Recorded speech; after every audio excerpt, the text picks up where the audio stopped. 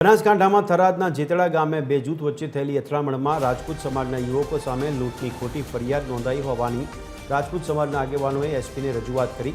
રાજપૂત સમાજે એસપીને રજૂઆત કરી કે રાજપૂત સમાજના યુવકો સામે લૂંટની ખોટી ફરિયાદ નોંધાવનાર જ આરોપી છે।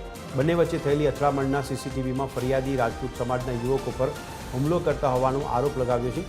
સીસીટીવી યોગ્ય રીતે તપાસી સાચી તપાસ કરવાની માંગ કરી હતી। महत्वનું છે કે થરાદના જેતળા નજીક 4 દિવસ પહેલાં બે જૂથના લોકો વચ્ચે બબાલ થઈ હતી। બંને જૂથ વચ્ચેની બબાલનો વિડીયો પણ વાયરલ થયો હતો, જે બાદ થરાદ પોલીસ સ્ટેશને 7 યુવકો વિરુદ્ધ પોલીસ ફરિયાદ નોંધાઈ હતી।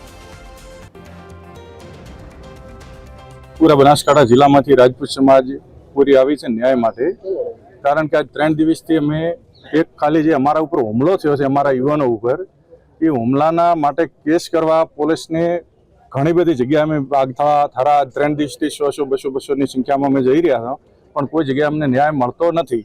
આજે બધી સમાજે નક્કી કર્યું કે આપણે જિલ્લાવાળા એસપી સાહેબને જઈને રજૂઆત કરવી છે।